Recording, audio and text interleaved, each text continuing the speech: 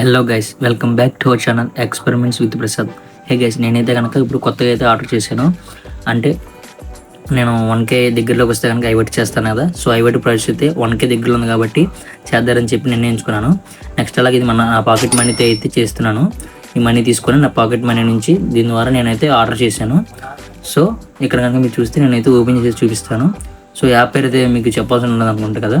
దీని గురించి కూడా నేను మీకైతే వేరే వీడియో అయితే చేస్తాను. యాప్ గురించి మీలో ఎంతమంది కావాలి కింద కామెంట్ చేయండి.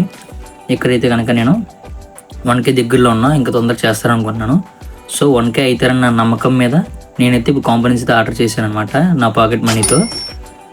సో గైస్, ఇంకా మనం వీడియోలోకి అయితే ఇక్కడ వెళ్దాం. నేనైతే కనుక ఇక్కడ వచ్చిన పార్సల్ అనేది ఓపెన్ చేస్తున్నాను. సో కొంచెం కొత్తగా ఉంటుందని చెప్పి ఐరన్ స్కేల్తో అయితే చేస్తున్నాను అనమాట, నైఫ్తో కాకుండా. సో ఇక్కడైతే ఓపెన్ చేసి చూపిస్తాను.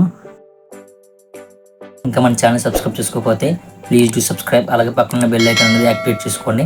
ఇంకా కనుక వీడియోలోకి వచ్చేద్దాం. సో వీడియో అయితే చాలా ఇంట్రెస్టింగ్ ఉంది.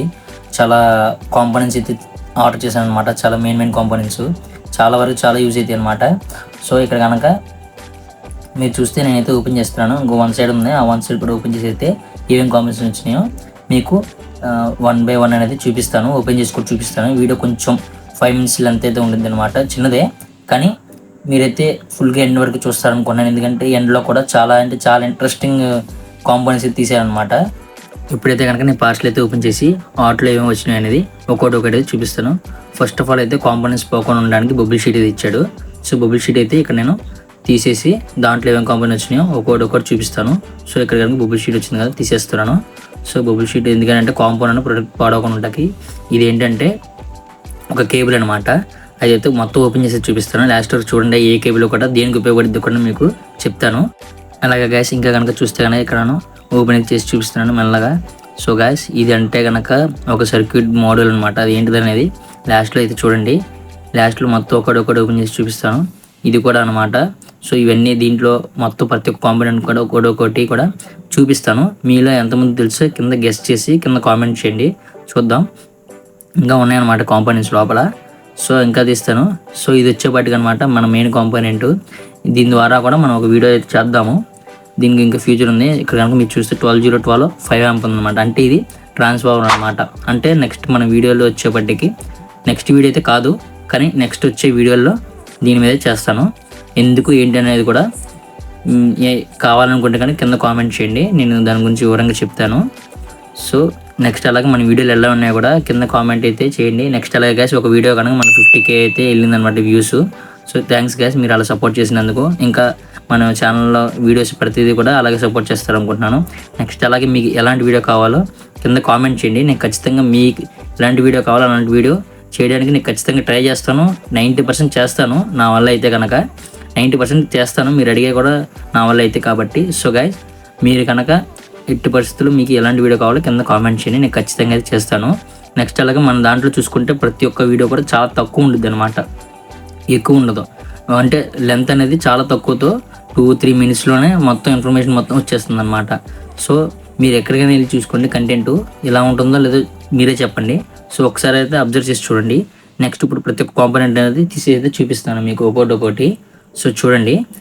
సో గాస్, ఇక్కడ ఏ కాంపోనెంట్స్ వచ్చినాయో మనం అయితే ఇప్పుడు చూద్దాము. ఇప్పుడైతే ఓపెన్ చేస్తున్నాను. ఇక్కడ కనుక మీరు చూస్తే PIR సెన్సర్ అనమాట. ఈ యొక్క మోడల్ నేమ్ వచ్చేపటికి దేనికి ఉపయోగిస్తారో కనుక మీకు తెలియకపోతే కింద కామెంట్ చేసి నేను చెప్తాను. నెక్స్ట్ అలాగే 2N222 ట్రాన్సిస్టర్ అనమాట, NPN ట్రాన్సిస్టర్. ఇది కూడా అయితే తీసుకున్నాను. నెక్స్ట్ అలాగే వీడిది కాకుండా నెక్స్ట్ 12 watts బజర్స్ అయితే 2 తీసుకున్నాను అనమాట. వీటితో క్రేజీ ప్రొడక్ట్స్ చేద్దామని. సో ఇప్పుడు 12 watts బజర్ అయిపోయినాయి కదా. ఇప్పుడు ఈ ప్యాక్ అనేది పక్కన పెట్టేద్దాం.